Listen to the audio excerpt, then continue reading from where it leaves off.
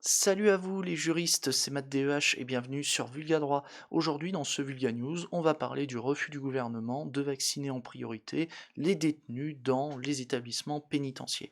Ouais, monsieur Castex dit que les taulards, faut pas les vacciner tout de suite. Du coup, je vous propose qu'on aborde le sujet juste après l'intro.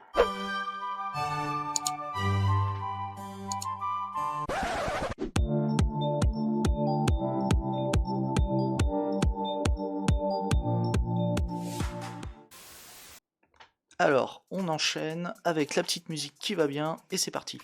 Alors, dans cette affaire, vous avez une association qui s'appelle Robin des Lois, qui a saisi le Conseil d'État, afin qu'il ordonne au gouvernement d'inclure les détenus dans la première phase de campagne de vaccination, du coup, parmi les personnes à vacciner en priorité.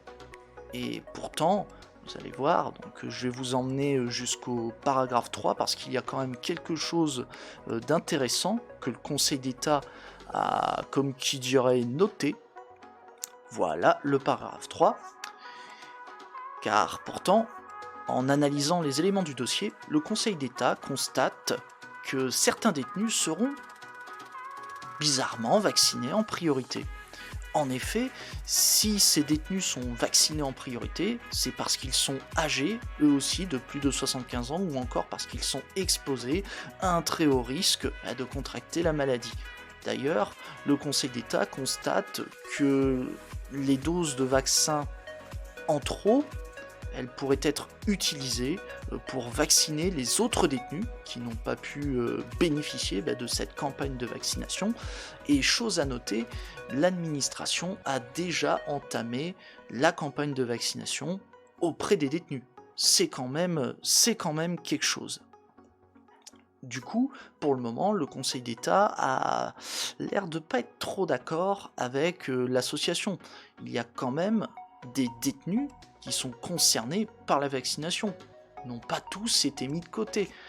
Mais par contre, de son côté, l'association a, comme qui dirait, du mal à comprendre. Elle se demande pourquoi est-ce que le Conseil d'État a l'air, comme qui dirait, si réticent. On peut m'expliquer, il s'est passé quoi en fait? Ben justement, on va essayer d'en savoir plus en lisant la suite de la décision.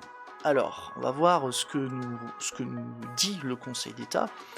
Il constate que la situation des détenus est prise en compte à égalité avec le reste de la population en matière de vaccination.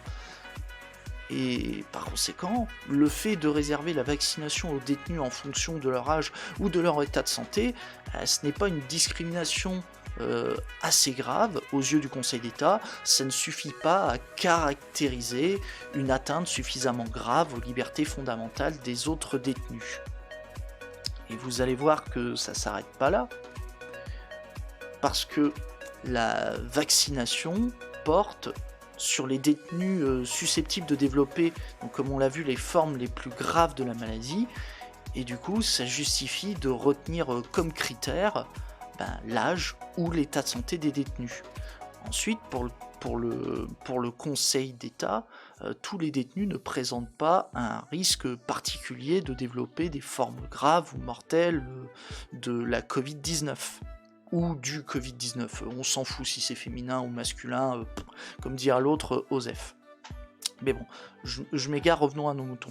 Le Conseil d'État constate en plus que l'administration pénitentiaire a pris des mesures pour faire cesser les gestes barrières. Justement, ça figure au considérant 15. Et pour faire justement, pour lutter contre la propagation du Covid-19, l'administration pénitentiaire a aussi procédé à la distribution de masques aux détenus et à son personnel.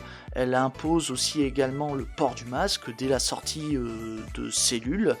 Elle applique en plus des mesures de confinement aux détenus qui sont transférés entre établissements pénitentiaires.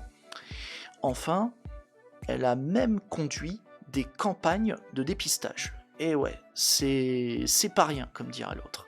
Après, il y a une chose importante, et là, ouvrez bien vos esgourdes, comme dirait l'autre, parce que le Conseil d'État remarque que tous les détenus font quand même l'objet d'une prise en compte particulière.